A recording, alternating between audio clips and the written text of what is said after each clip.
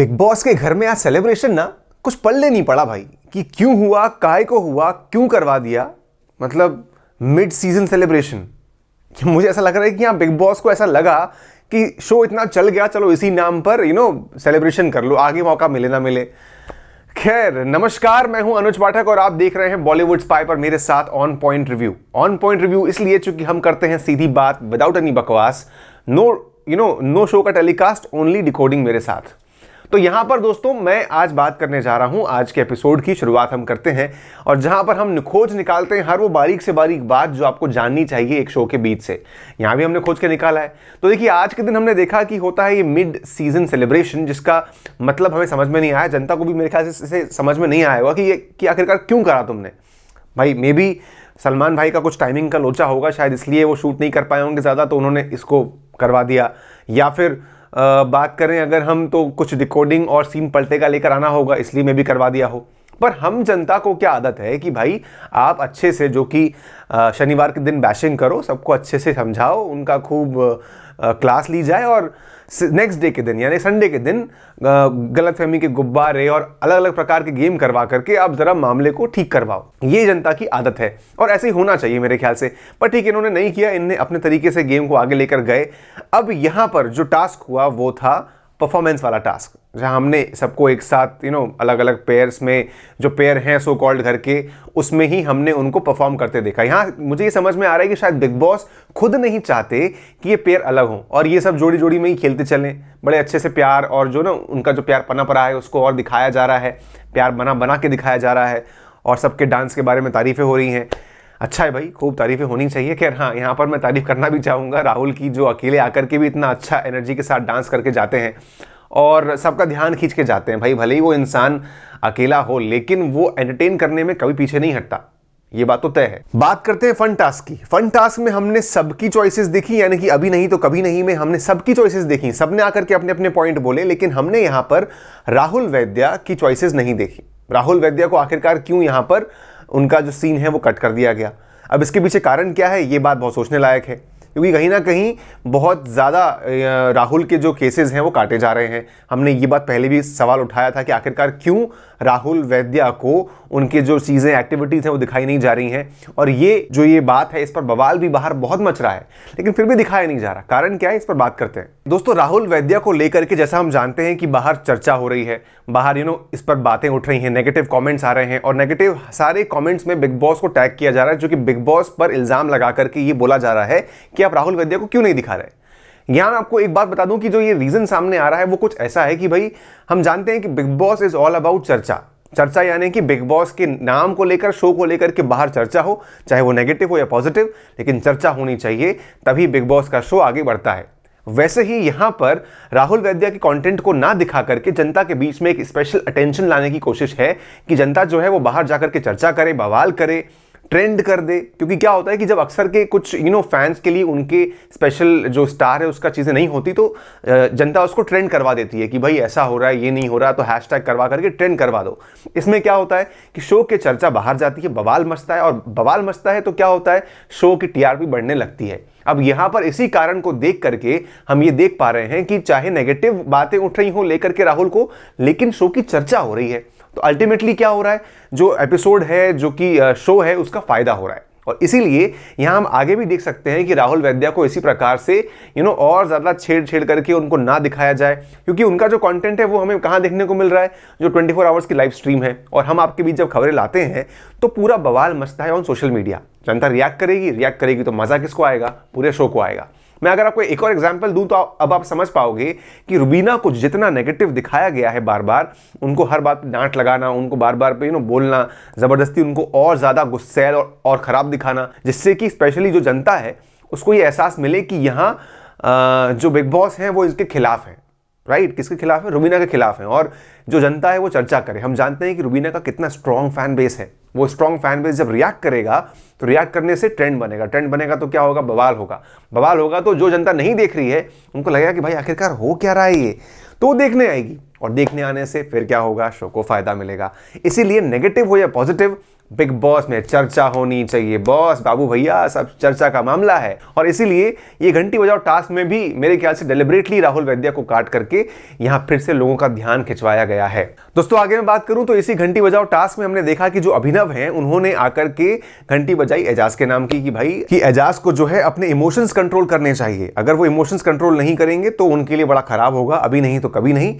यानी कि मैं ये बात सवाल करना चाहूंगा अभिनव से कि अभिनव क्या चाहते हैं आखिर, कि क्या एजाज अपना गेम ही बदल दें? भाई इंसान अगर अपने इमोशंस और पैशन नहीं दिखाएगा, जो उसकी पावर और स्ट्रेंथ है, तो वो गेम क्या खेलेगा? आप तो उसका पूरा गेम ही बदलना चाहते हो। आप चाहते हो कि जो उसका ओरिजिनलिटी वजूद है वही बदल जाए। यार ये तो कोई गेम खेलने की बात नहीं हुई।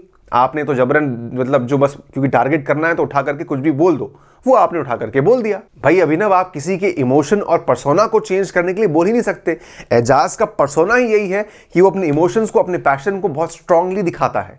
एंड अगर आप उसी को चेंज करने को बोल रहे हो तो भाई इसमें ना आपको परेशानी है, ये पर्सनल वाली।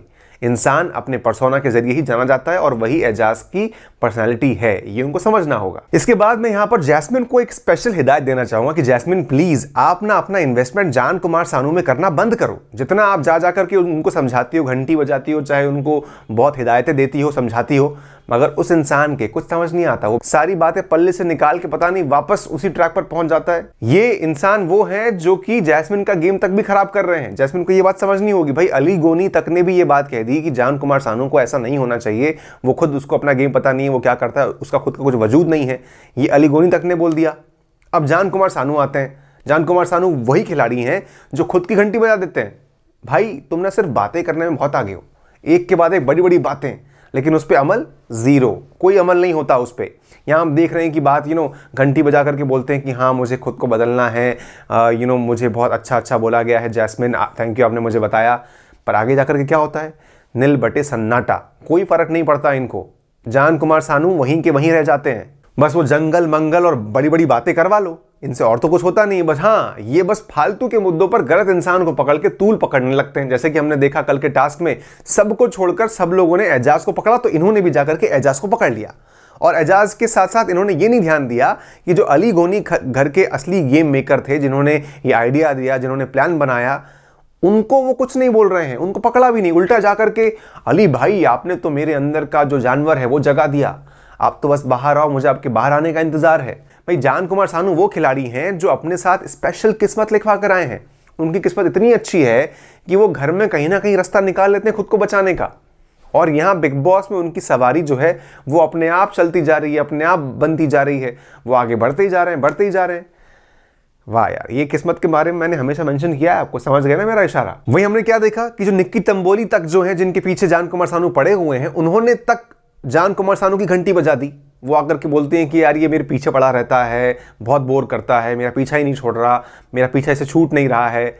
इतनी तक बातें बोल दी। सोचो आपकी एक इंसान कितना सुनेगा अपने बारे में खराब। यार आई होप अब जान कुमार सानू की आंख खुले, वो समझे कि हाँ मेरा गेम किसी के पीछे लगने से नहीं है। यहाँ अच्छा किसके लिए हो रहा है? तो केवल जान कुमार सानू के लिए अच्छा हो रहा है, जो कि जान कुमार सानू ने जो निक्की तंबोली को पकड़ के रखा है, तो वो घर में उतना ही दिखता है, क्योंकि वो केवल और केवल घर में दिखता है तो निक्की तंबोली की बदौलत, क्योंकि वो उनके पीछे रहता है। तो भाई जो कैमरा है वो निक्की तंबोली के पास रहता है। अब यहाँ पर जो गेम बर्बाद हो रहा है वो निक्की तंबोली का हो रहा है। और निक्की तंबोली जो कि एक बहुत ही पावरफुल कंटेस्टेंट है, जिसको कि हम सब जो है बाकी जो घर की पावरफुल गर्ल्स हैं उनके खिलाफ देखना चाहते हैं। जैसे कि हम चाहते हैं कि निक्की वर्सेस रुबीना दिखे, हम चाहते हैं कि निक्की वर्सेस जैस्मिन दिखे, लेकिन यहाँ तो कुछ और ही चलता है। भाई ये अपने ही गेम में फंस के रह जाती हैं और आखिरकार जो मेन फाइट है वो हम देख ही नहीं पाते। और यहाँ पर दोस्तों मुझे ऐसा लगता है कि अगर ये निक्की तंबोली के पीछे जान कुमार सानू ऐसे पड़े रहे ना, और ये लंबा चलता रहा ऐसे ही और कुछ ठीक नहीं हुआ, तो कहीं ऐसा ना हो कि निक्की तंबोली शो से बाहर हो जाएं और जान कुमार सानू जो है वो वहीं के वहीं बने रहें। जहां लोगों को उम्मीद है कि जान कुमार सानू कमजोर हैं, लेकिन वो जैसे चल रहे हैं, कहीं ऐसा ना हो कि निक्की तंबोली को भुगत करके बाहर होना पड़ जाए खुद ही। बहुत बड़ी बात कह रहा हूं, लेकिन क्या पता, बिग बॉस है भाई, कुछ भी हो सकता है। वही दोस्तों आगे हम देखते हैं कि फन टास्क में जो एजाज है वो नाम लेते हैं जैस्मिन का, और जैस्मिन जो है वही अपना पुराना राग पकड़ के बैठ जाती हैं कि आप सीनियर हो, आपको मैं सुपरस्टार मानती हूं, आपको मैं वैसा करती हूं, आपको मैं ऐसा करती हूं। भाई समझ में नहीं आ रहा कि सारे के सारे घर वाले एजाज के पीछे क्यों पड़ गए यार। सब के सब जो है मिल करके एजाज को ओवरबर्डन करना चाहते हैं कि भाई एजाज जो है वो वही अपना फिल्मी कैरेक्टर, वही अपना जो रूप है वो दिखाता रहे, और जो उसका असली रूप है वो सामने ही ना आए। ये एक गेम स्ट्रैटेजी प्लान है या फिर ज़बरदस्ती में अगर आप ये कर रहे हो ना तो ये ठीक नहीं है। और एजाज को भी इसको समझ करके एक्चुअली में जिस तरीके से वो डील करते हैं वैसे ही करना चाहिए, और ना कि इन लोगों की बातों में पढ़ करके अपने गेम को सफ़र करवाना चाहिए। वो क्या चाह रहे हैं कि भाई ये इंसान प्रेशर में आकर के ओवरबर्डन में रह करके आर्टिफिशियल दिखे, वही हाँ करता रहे, जिससे कि जो जनता के बीच उसका जो व्यू है वो गलत पहुंचे। लेकिन यहाँ जनता बहुत तेज है, बहुत स्मार्ट है, वो सब समझती है कि कौन सही और कौन गलत काम कर रहा है यहाँ पे, और ये जो है सबकी आंखों में आगे आता है। इसीलिए जैस्मिन, आपको ये समझना होगा कि आप इन सब बातों को छोड़ करके आपने जो उस दिन सॉरी बोला है ना, आप उस पर स्टिक टू रहो, आप समझो उस चीज़ को, राइट। आगे की मैं अगर बात करूं तो हमने देखा कि भाई यहाँ पर अली गोनी एंड जो निक्की तंबोली है उनके बीच होता है सो कॉल्ड हेल्दी फ्लर्ट। ये क्या करवाया गया समझ में नहीं आया, और शायद इसके लिए ना मैं बात भी नहीं करना चाहूँगा इस पर, इस डिकोडिंग में जो एकदम से बीच में कुछ भी कर दिया गया और वो जनता को देखने में समझ में तो नहीं आया। भाई मेरे को तो समझ में नहीं आया कि एक आउट ऑफ नोवेयर ये क्या आपने करवाया है। दोस्तों इसके बाद हम देखते हैं कि इस पूरे एपिसोड का सबसे ज़्यादा चर्चा बटोरने वाला काम जो आता है सामने, वो था कविता की री एंट्री होना। ये री एंट्री जो है कई लोगों को सुन करके धक्का लगा होगा, है कि नहीं, लेकिन मुझे नहीं लगा। मुझे ये उम्मीद लग रही थी कि ऐसा कुछ होगा। क्यों होगा? क्योंकि कविता जैसी स्ट्रॉन्ग कंटेस्टेंट जो घर से बाहर गई थी और जिस तरीके से वो बाहर गई थी, यहाँ लग रहा था कि वो वापसी करेगी, और वो हुआ। यहाँ पर हमें जो मुझे अंदेशा था वैसे ही हुआ। जिस नेगेटिव मोड पर, जिस नेगेटिव इमेज बनने के बाद वो बाहर गई थी घर के, पूरे घर के बाहर जो है एक बहुत ही ज़्यादा नेगेटिव माहौल बना हुआ था। और ये बात समझ में आ रही है कि जो इस बार उनकी एंट्री हो रही है वो कहीं ना कहीं इस नेगेटिव इमेज को साफ करने के लिए हो रही है, ताकि जनता के बीच जो परसेप्शन है वो चेंज हो जाए।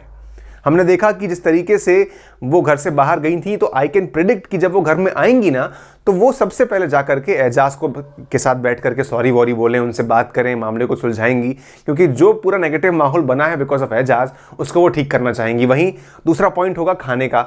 जो उन्होंने खाने के नाम पर अपमान किया है, वो हो सकता है कि घर में जा करके वो खाने की जिम्मेदारी लेना और खाने के बारे में लोगों को सॉरी वॉरी बोलना और इन सब चीज़ों में इन्वॉल्व होती हुई दिख सकती हैं, ऐसा मुझे लग रहा है, और बहुत ही स्ट्रॉन्ग हिंट आ रही है। आपको क्या लगता है, ऐसा कुछ हो सकता है कि नहीं भाई? क्योंकि जिस मुद्दे को लेकर के वो बाहर हुई थी, अब उस मुद्दे को तो घर में आकर के साफ करना जरूरी है ना, ये तो हो गई। अब जो ये पैनल रखा था कविता कौशिक के सामने, मुझे समझ में नहीं आया कि इनको क्यों रखा गया। जब आपको एंट्री करवानी ही थी तो ऐसे सवाल जवाब क्यों करवाने, और वो भी सवाल जवाब क्या, जो कि पूरी तरीके से वीकेंड के वार के जवाब हमको मिल रहे थे, जो कि उन्होंने पहले ही दे चुकी थी वो सलमान भाई के सामने। वही सब बातें वो यहाँ पर कर रही थी कि पूरा गेम के बारे में लेकर के कि मैं क्या करूंगी, मैंने क्या किया और क्या नहीं किया।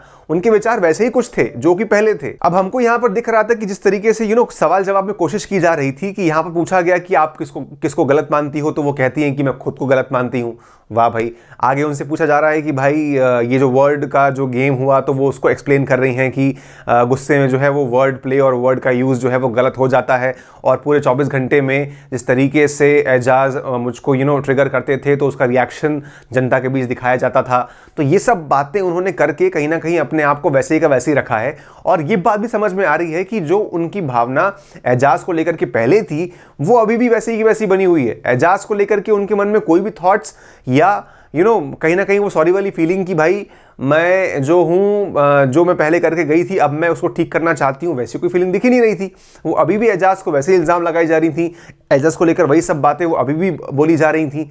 तो यहाँ पर एक वही का वही फेस सामने देखने को मिल रहा था। तो इसका मतलब ही क्या था फिर? भाई ऐसी उम्मीद अब है कि जब वो घर में आएंगी तो एजाज को लेकर अपना पॉइंट ऑफ व्यू और अपना गेम प्लान नई तरीके से और नई पॉइंट ऑफ व्यू से सोच करके आएंगी और उसके अकॉर्डिंग खेलेंगी, वरना तो उनके लिए भैया बहुत दिक्कत हो जानी है। और ये बात उनको समझ में आनी चाहिए कि अगर अभी भी वैसे ही खेली तो वही जो नेगेटिविटी है वो फिर से हो जाएगी, और आप घर में अपने गेम को वैसे ही के फिर से एस्टैब्लिश ना करके नेगेटिविटी में फंस के रह जाओगी। इसके बाद हम क्या देखते हैं कि कविता कौशिक की एंट्री के बाद हमें दो ग्रुप की जो व्यूज हैं, जो रिएक्शन है, वो सामने देखने को मिलते हैं। एक ग्रुप जो कि बहुत खुश होता है, और दूसरा ग्रुप जिसको कि कोई फर्क ही नहीं पड़ता, और वो वैसे ही के वैसे ही इमोशनलेस होकर के बैठा हुआ दिखता है। जैसा कि हमने बात करें तो पहला ग्रुप जो खुश होता है वो था जैस्मिन, रुबीना एंड अभिनव, जो कि ऑलरेडी उनके साथ पहले घर में अच्छे खासे रूप में उनकी बॉन्डिंग थी।